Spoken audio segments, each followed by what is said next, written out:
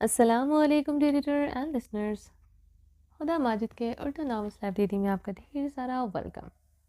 رمز جنون کی ایپیسوڈ نمبر 24 لے کر حاضر ہوں. اگر آپ نے ابھی تک میرے اس چینل کو سبسکرائب نہیں کیا جلدی سے سبسکرائب کر دیں، لائک اینڈ شیئر کریں اور اپنی رائے کامنٹ باکس میں لازمی دیں اور 50 لائکس کا کرائٹیریا کمپلیٹ کریں تاکہ آپ لوگوں کو کل زیادہ سے زیادہ ایپیسوڈس ملیں. آج بھی میں کوشش کروں کہ آپ لوگوں کو 4 ایپیسوڈس دے دوں. تو اب یہ 3rd ایپیسوڈ ہے آج کی اور 24th ایپیسوڈ ہے. تو اگر آپ لوگ چاہتے ہیں کہ میں آپ لوگوں کو زیادہ ایپیسوڈ دوں، جلدی لائک کریں، ویڈیو کو شیئر کریں اور چینل کو سبسکرائب نہیں کیا جلدی سے سبسکرائب کر دیں. میرا دوسرا چینل ہے رومانٹک اردو ناولس، اس کو بھی جا کے سبسکرائب کریں. ٹھیک ہے، چلیں اسٹارٹ کرتے ہیں. درخزے خانزادہ اپنے ایک ہاتھ سے اس کے دونوں کلائیاں جکڑیں، اس کی کمر پر باندھے، دوسرا ہاتھ اس کے بالوں میں پھنسائے.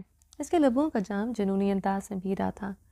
عنایا ذرا سا مزاحمت کر کے اس کی گرفت سے نکلنے کی کوشش کرتی تو درخزی اس کے لبوں پر اپنی جنون خیزی بڑھانے لگتا.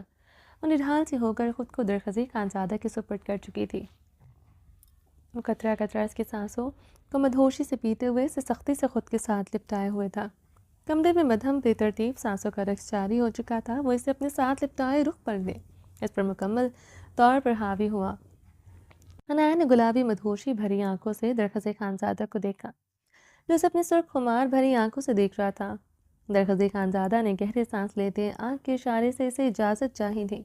عنایا نے مسکراتے ہوئے اس کے انداز میں آنکھ سے اجازت دی تھی. عنایا کی ادا پر درخزے خانزادہ کا برجستہ بلند و بانگ کہکا گونجا تھا. عنایا اس کے کہکے کا ساتھ دیتے کھلکھلائی تھی. وہ اس کی ہنسی کی جل ترنگ پر مزید مدہوش ہوا تھا. مائی سوین، مائی چاند، مجھے قربت کے ان لمحات میں تمہاری سسکاریاں نہیں، تمہارا ساتھ نہیں، بلکہ تمہاری ہنسی کی جل ترنگ سننی ہے. مجھے تمہارے لبوں پر مسکراہٹ دیکھنی ہے جو میرا اندر زیادہ آگ لگاتی ہے. تمہیں مسکراتا دیکھتے میرے جوان جذبے کنٹرول سے باہر ہو جاتے ہیں. وہ باہری گمبھیر آواز میں بولتے ہوئے عنایا اس کے مسکراتے لبوں پر اپنے لب رکھ گیا. اس کے لبوں کی تپش پر عنایا نے سسکاری بھری. درخزے خانزادہ کا گرم ہاتھ اس کی نائٹی کے اندر سرسراتے اس کے نازک کمر پر سرسرا رہا تھا. وہ مٹھیوں میں اس کی سائڈ کمر کو جکڑے ہوئے اس کے پورے بدن پر اپنا حق استحقاق جتا رہا تھا. ہی مائلو، بے حد محبت کرتا ہوں تم سے. تمہیں درد دینے کا سوچ بھی نہیں سکتا، مگر آج میری قربت میں تمہیں درد ملے گا اور تمہیں برداشت کرنا ہوگا. کر لو گی نا؟ درخزے کی بھاری آواز اور اس کے بدن سے نکلتے اسپارک سے عنایا کی شہد رنگ آنکھوں میں اب سراسیمگی چھائی تھی.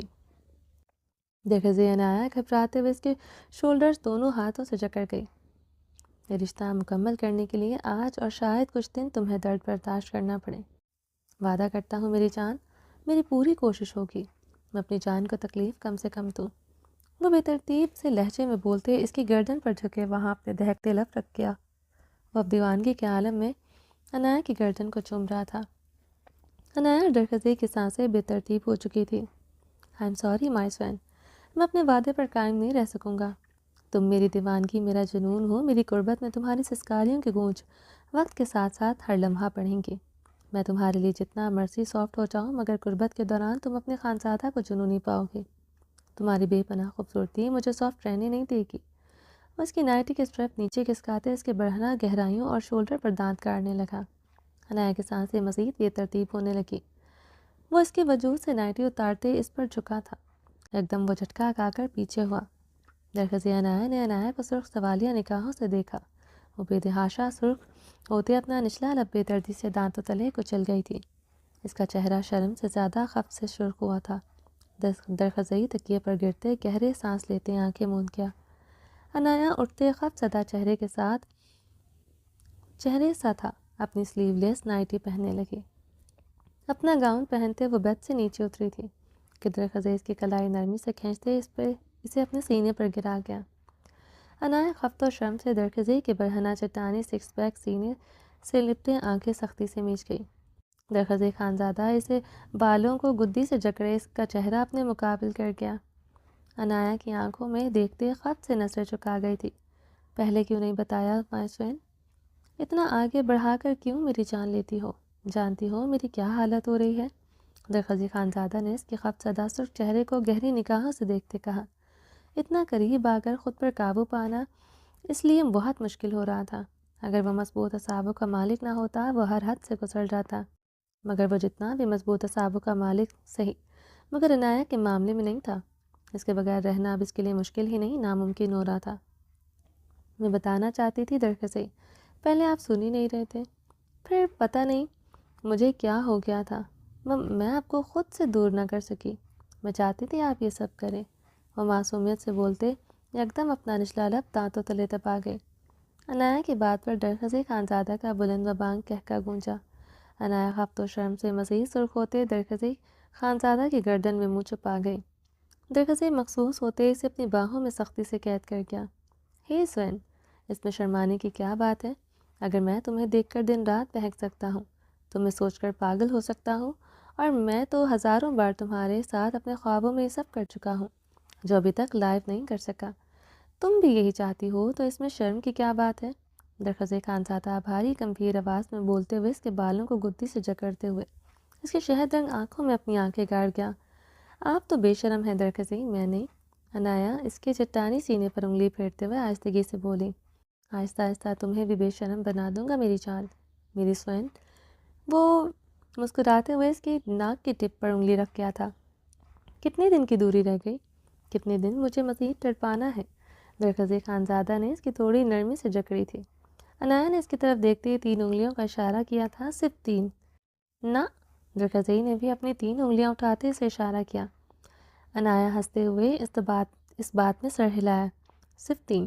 درخت خانزادہ نے پھر سے یقین دہانی چاہی تھی۔ صرف 3؟ عنایہ نے گلابی ہوتے ہنستے ہوئے کہا۔ صرف 3؟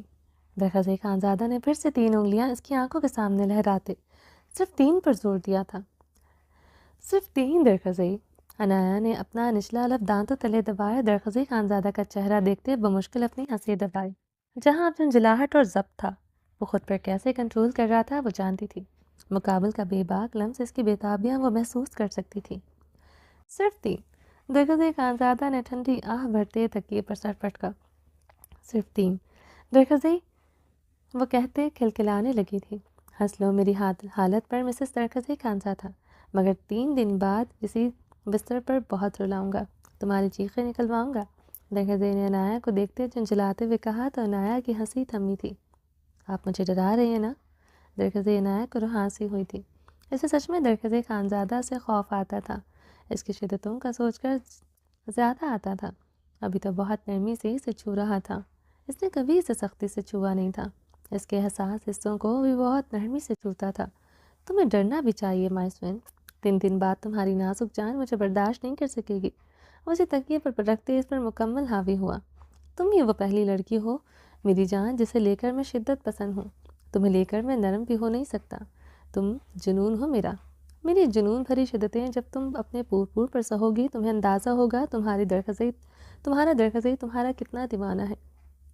وہ گمبھیر آواز میں بولتے اس کی جان لبوں پر سجا رہا تھا۔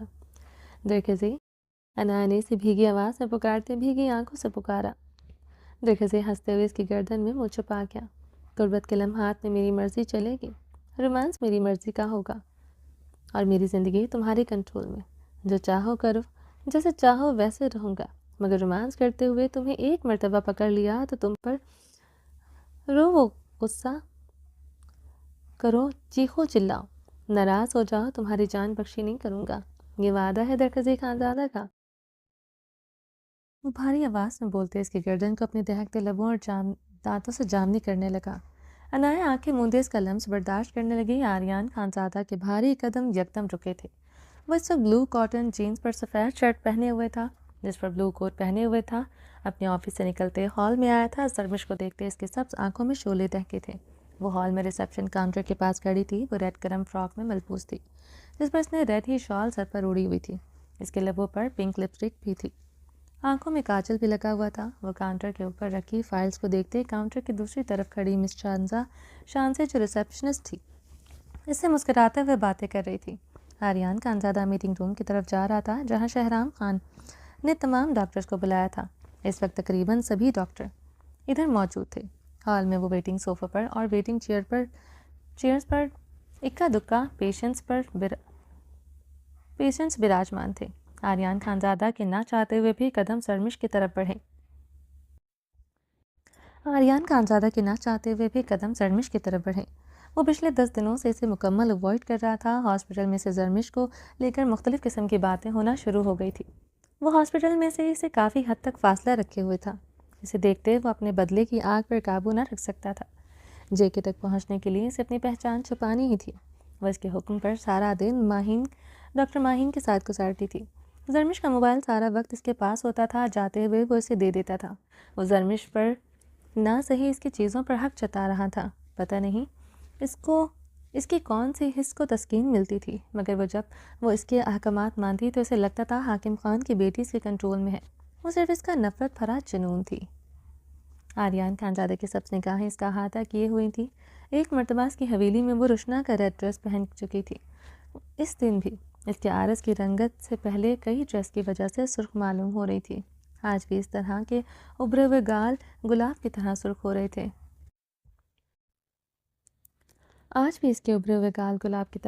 رہے تھے۔ نہ چاہتے ہوئے بھی آریان خانزادہ کے قدم اس کی طرف بڑھنے لگی۔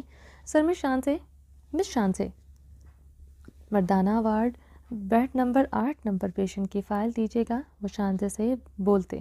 اپنی نگاہیں اب قریب کھڑے سرمش پر کاٹ گیا۔ اس بلڈی ٹریس بیسٹ کو اتنے دنوں بعد اپنے قریب دیکھتے سرمش نے اپنے قدم نامحسوس انداز میں دوسری طرف بڑھائے۔ آریان خانزادہ کی نگاہیں اب ریسیپشن ڈیسک پر موجود فائل پر تھیں، مگر تمام تر حساسیات اس نازک وجود کی طرف تھیں جو مسلسل اپنے قدم دوسری طرف بڑھا رہی تھی۔ آریان خانزادہ کی سب آنکھوں میں یکدم سرخی چھائی تھی۔ اس کا دور جانا بری طرح چبھا تھا۔ وہ ڈیسک پر رکھے اس کے خوبصورت ہاتھوں کی کپکپاہٹ دیکھ چکا تھا۔ وہ اس سے ڈر کر اس سے دور ہو رہی تھی۔ یہ بات اسے تسکین کی جگہ اسے عجیب سی چبھن میں مبتلا کر رہی تھی۔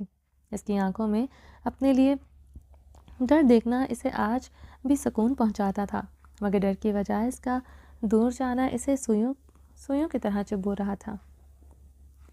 اوکے ٹھیک ہے، میں دیکھتا ہوں بعد میں وہ شانزے کو مسکراتے ہوئے کہتے میٹنگ روم کی جانب لمبے لمبے تاک بھرتا بڑھا۔ جازل لغیاری کو سامنے آتے دیکھتے آریان خانزادہ کی سب آنکھوں میں شرارے سے دہکے تھے۔ وہ سفید جینز پر بلیک شرٹ پہنے ہوئے تھا۔ شرٹ کی آستین اس نے کوہنیوں تک فولڈ کیے ہوئی تھی۔ اس کی سفید رنگت ہیزل گرے آنکھیں بلند و قامت قد وہ بے حد پرکشش پرسنالٹی رکھتا تھا۔ ڈاکٹر جازل اغیار لغاری نے رکتے ہوئے آریان خانزادہ کو آنکھ ماری۔ آریان خانزادہ نے اپنی پچھلی گردن سہلاتے وہ مشکل خود پر ضبط کیا تھا۔ ڈاکٹر اغیار لغاری مسکراتے ہوئے آگے بڑھ گیا تھا۔ آریان خانزادہ کی میٹنگ روم کی جانب بڑھتے قدم رک گئے تھے۔ آریان خانزادہ نے پلٹتے ہوئے جازل لغیاری کو دیکھا جو زرمش کے مقابل آ کھڑا ہوا تھا۔ مس زرمش، آپ کے گال پر کیا لگا ہے؟ جازل اغیار لغاری کی آواز پر آریان خانزادہ کے سانسوں میں بھی آگ دہکی تھی۔ کیا لگا ہے ڈاکٹر جازل؟ سرمش کی بات پر آریان خانزادہ کو اپنے خون میں ابال اٹھتے محسوس ہوئے۔ مس سرمش، لگتا ہے آپ کا کاجل پھیل گیا ہے، لائیں میں صاف کر دیتا ہوں۔ جازل اغیار لغاری سرمش کو بنا کوئی موقع دیے اس کے خوبصورت گال پر لگے کاجل کو اپنے انگوٹھوں کے بوروں سے رب کر گیا۔ آریان خانزادہ جیسے پاگل ہوا تھا۔ ابھی اس نے جازل اغیار لغاری کو زرمش کے گال کو ٹچ کرتے دیکھا نہیں تھا، اسے صرف سنائی دے رہا تھا۔ زرمش کا نازک وجود ڈاکٹر جازل لغاری کے چوڑے وجود کے آگے چھپا ہوا تھا۔ آریان خانزادہ کی رنگت سرخ کندھار ہو چکی تھی۔ اس کے بازو کے مسلز اتنی تیزی سے پھولے تھے کہ آریان خانزادہ کو اسی لمحے اپنا کوٹ اتارنا پڑا۔ ڈاکٹر جازل نے مسکراتے ہوئے ڈیش بورڈ سے ٹیک لگائے، مسکراتے ہوئے آریان خانزادہ کو دیکھا۔ اس نے ایک بار پھر سے آریان خانزادہ کو آنکھ ماری تھی۔ زرمش کی نگاہ یکدم آریان پر پڑی۔ ڈاکٹر جازل کی وجہ سے وہ آریان خانزادہ کو دیکھ نہ سکی تھی۔ اب وہ اس کے سامنے کھڑا تھا۔ اس کی سب آنکھوں میں وحشت اور سرخی دیکھتے وہ جازل سے کئی قدم دور ہوئی تھی۔ ڈاکٹر جازل اغیار لغاری کا بلند و بانگ کہکا گونجا تھا۔ وہاں بیٹھے پیشنٹس مس شانزے اور زرمش نے حیرانگی سے ڈاکٹر جازل اغیار لغاری کو بلند و بانگ کہکے لگاتے دیکھا۔ وہ ڈائس کے ساتھ ایک لگائے آریان خانزادہ کو آنکھ مارتے بلند و بانگ کہکے لگا رہا تھا۔ آریان خانزادہ جازل اغیار لغاری کو سلگتی سرخ خون اشام نگاہوں سے گھور رہا تھا۔ زرمش سراسیمگی سے آریان خانزادہ کو دیکھتے ڈاکٹر جازل اغیار لغاری کے بلند و بانگ کہکے سن رہی تھی۔ ڈاکٹر اغیار لغاری نے آریان خانزادہ کو آنکھ مارتے ہوئے اپنے گھنے بالوں میں انگلیاں پھیری۔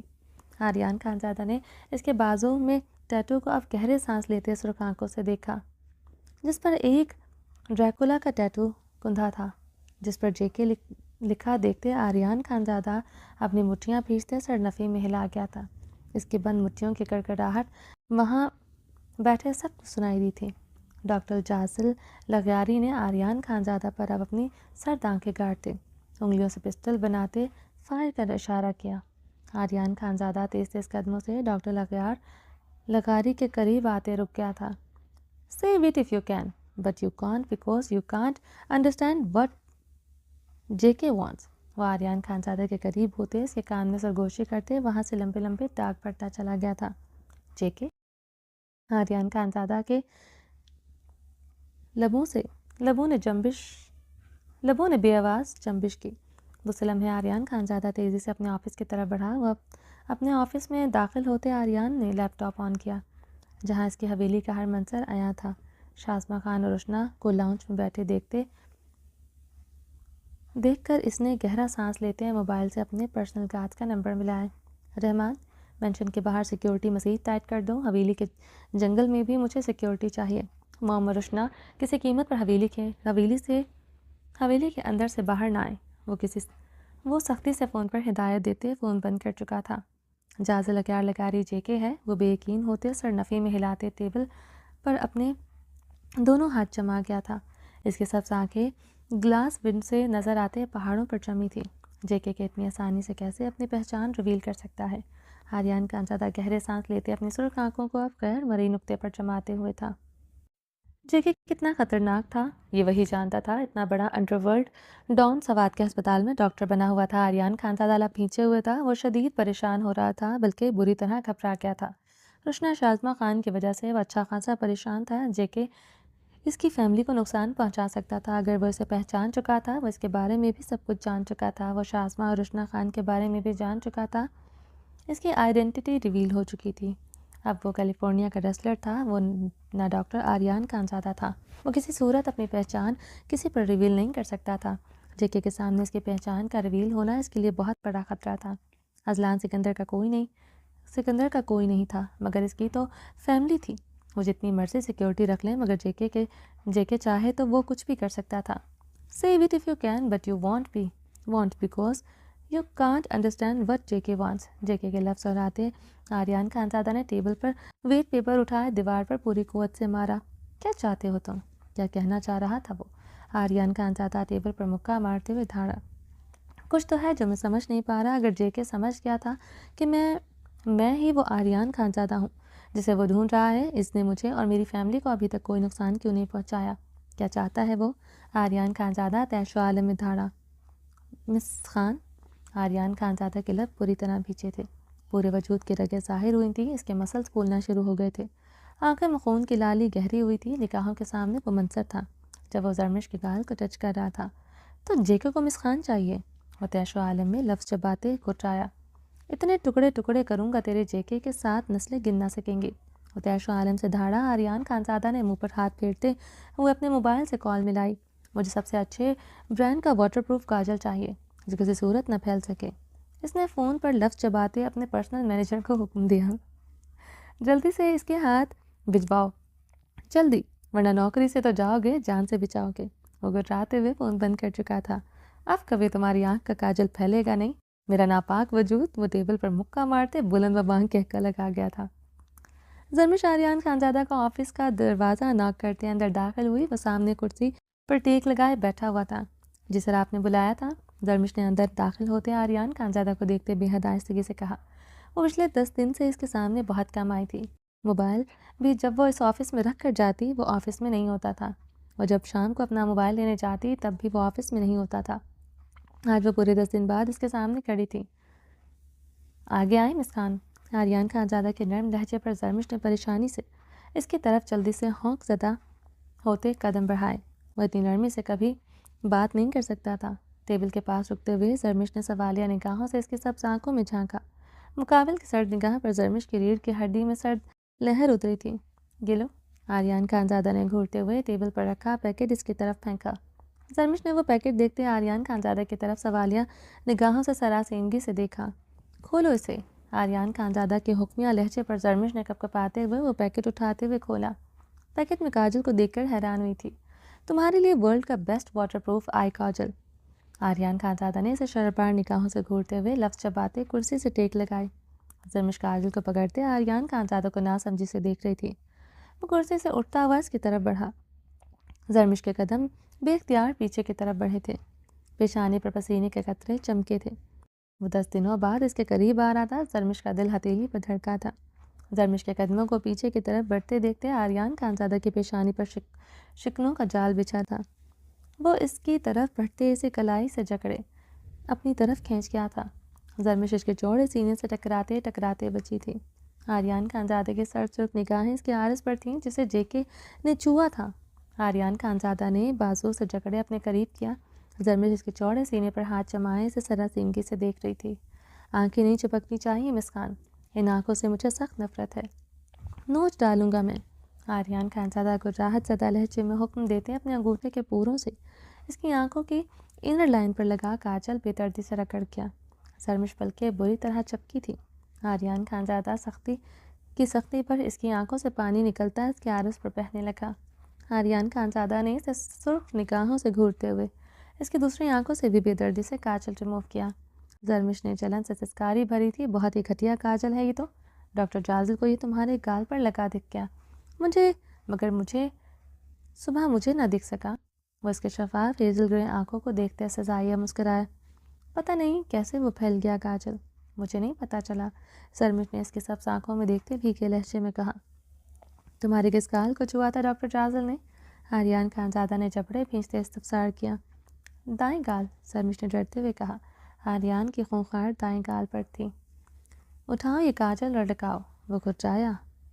गाल पर लगाऊं? ज़रमिश ने काजल पकड़ते मासूमियत से इस्तफसार किया।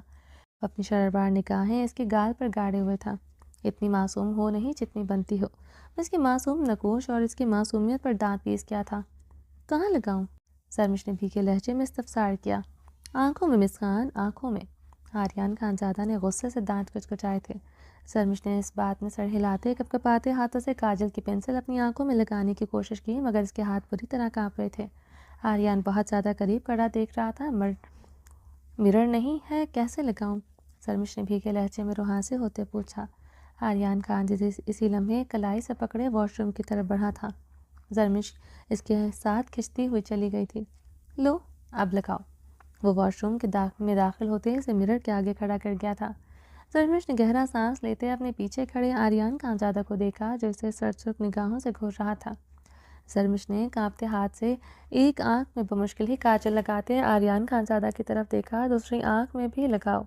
वो मिरर में इसकी बेहद खूबसूरत हेज़ल ग्रे आंखों को गहरी निगाह से देखते सरल लहजे में बोला।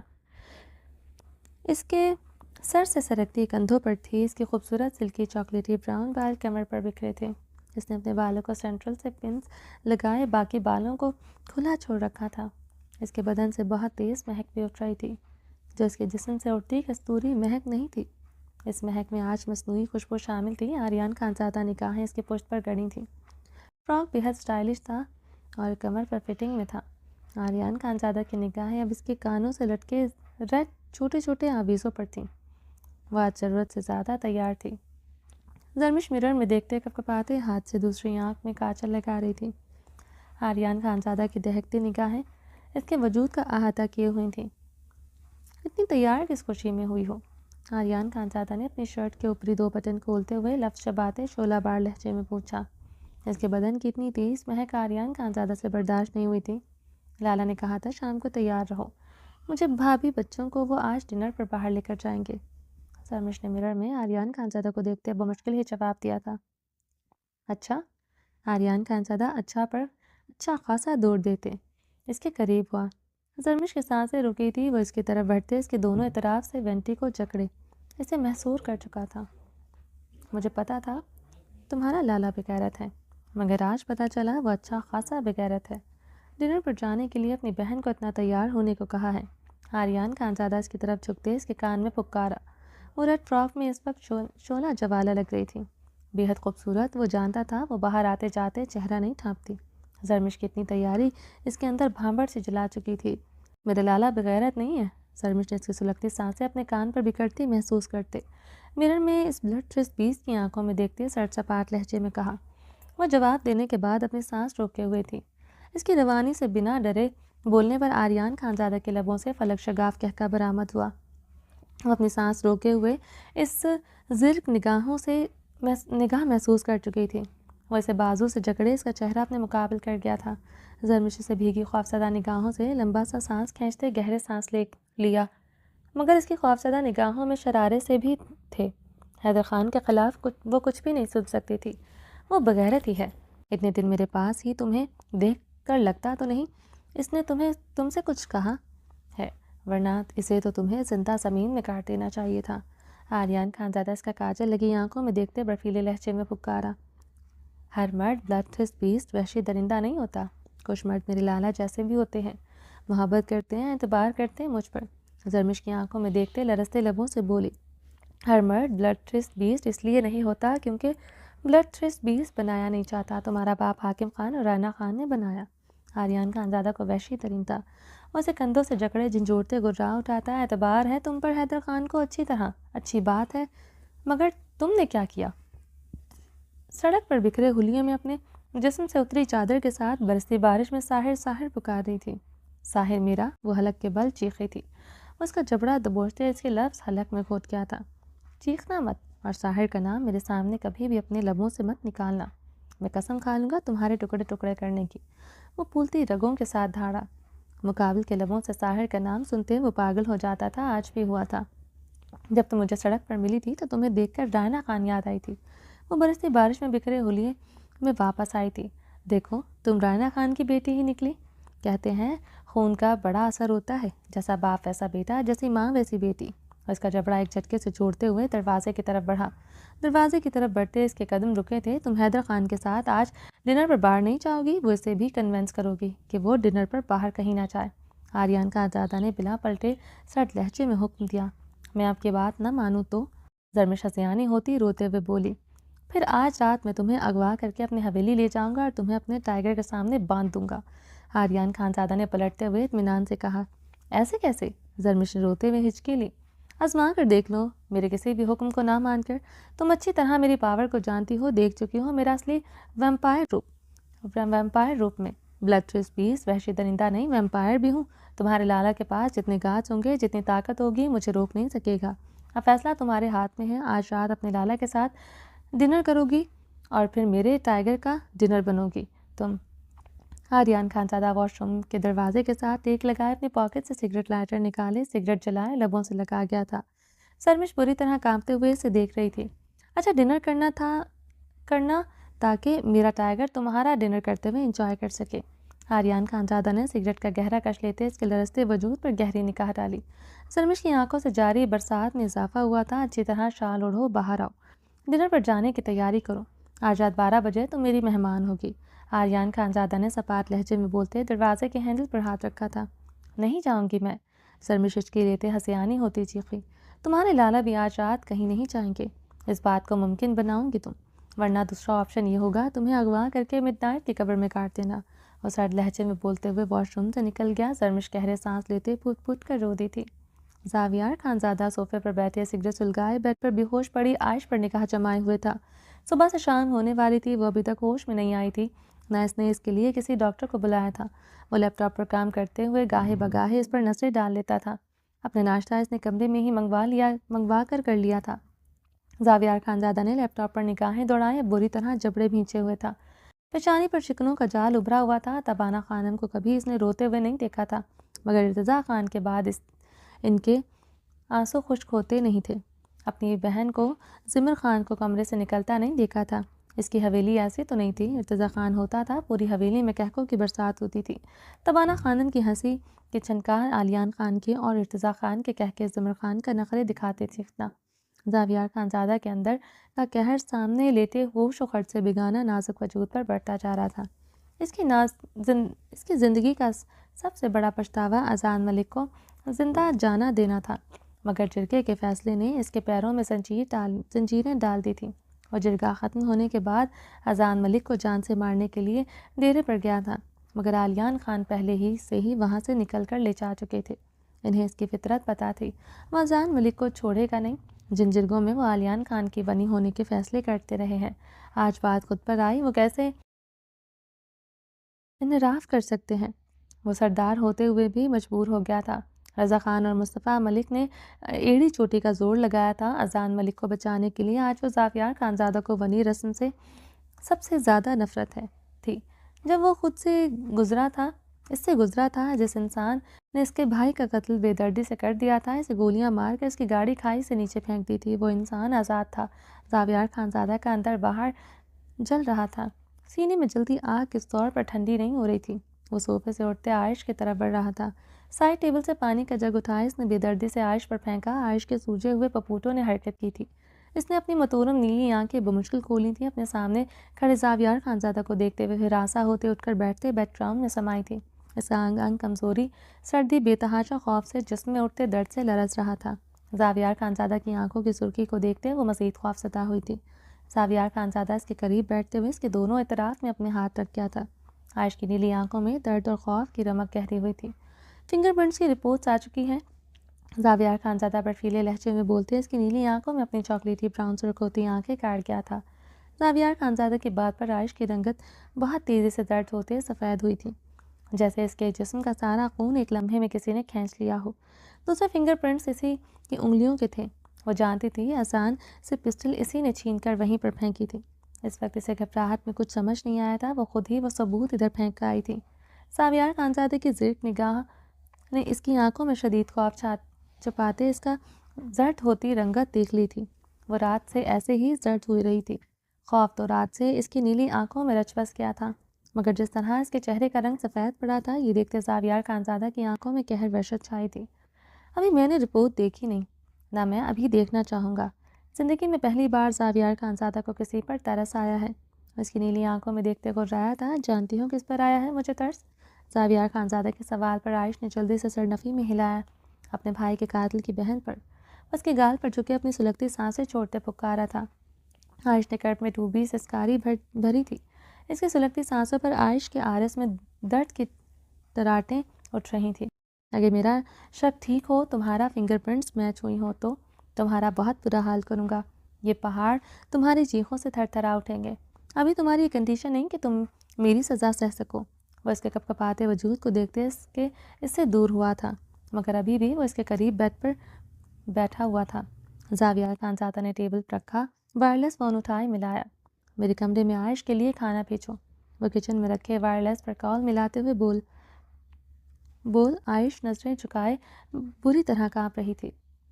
آئندہ میں تمہیں بھیگے ہولیے میں کمرے سے باہر جاتے نہ دیکھوں۔ اب تم ملکوں کی بیٹی نہیں ہو، ونی میں آئی ہوئی زاویار خانزادہ کی بیوی ہو۔ وہ اس کے اور اپنے رشتے کے ساتھ ونی لفظ لگاتے ہوئے اس کی حیثیت ہر بار کی طرح دو کوڑی کی کر چکا تھا۔ جی، عائش نے نظر جھکائے پھیکی آواز میں جواب دیا۔ وہ فنگر پرنٹس کا سوچ کر ہی خوف سے مرنے والی ہو گئی تھی۔ زاویار خانزادہ وہ رپورٹ دیکھتے اس کا کیا حال کرے گا، وہ کیا سوچتی، کتنا سوچتی۔ مقابل بہت بے رحم تھا، ظالم تھا، خون بہا میں آئی ہوئی لڑکی تھی۔ اگر ثابت ہو گیا وہ قاتل بھی ہے تو مقابل کیا کرے گا اس کے ساتھ، یا وہ اور کتنا کرے گا؟ وہ آنکھیں موندے کرٹ میں ڈوبی ہچکی لے گئی تھی۔ دروازہ کھٹکھٹانے پر گلرانہ کھانے کے ٹرے لے کر اندر داخل ہوئی تھی۔ زاویار خانزادہ عائش کے پاس سے اٹھتا صوفے کی طرف بڑھتے بیٹھ گیا تھا۔ گلرانہ عائش کے سامنے رکھتے اسے بھیگی طرح آمیز نگاہوں سے دیکھتے اسے سامنے کھڑی ہو گئی۔ جاؤ یہاں سے، زاویار خانزادہ گلرانہ کو وہیں جمع دیکھ کر بولا۔ جی خان۔ گلرانہ جلدی سے کمرے سے چلی گئی تھی۔ عائش اپنے سامنے رکھی ٹرے کو دیکھ رہی تھی، جس میں 2 روٹیاں اور ایک پلیٹ میں کوئی سبزی تھی۔ یہ کھانا دیکھتے عائش کے لبوں سے سسکاری نکلی، یعنی اس کی اوقات ملازموں کو بتا دی گئی تھی۔ ان 10 دنوں میں اسے ایسا کھانا نہیں دیا گیا تھا جو اسے آج دیا گیا تھا۔ وہ کھانے پر اپنی بھیگی نگاہیں ٹکائے ہوئی تھی۔ مقابل کی شدت اور اس کے تھپڑوں نے اس کا اندر باہر نکاہت ادا کر دیا تھا۔ اسے اس کھانے کی ضرورت تھی، مگر یہ کھانا نہیں، اس کی اوقات تھی جو اس کے حلق سے اترنے والا نہیں تھا۔ زاویار خانزادہ صوفے پر بیٹھا بغور اس کے تاثرات دیکھ رہا تھا۔ کھاؤ، وہ یکدم دھاڑ اٹھا تھا۔ عائش اس کی دہاڑ پر لرزتے ہوئے جلدی سے چھوٹے چھوٹے لقمے لیتے کھانے لگی۔ زاویار خانزادہ صوفے سے ٹیک لگائے سگریٹ کی کش لینے لگا۔ عائش کھانا ختم کرتے ٹرے سائڈ پر رکھتے اکرام کے ساتھ ٹیک لگائے آنکھیں موند گئی تھی۔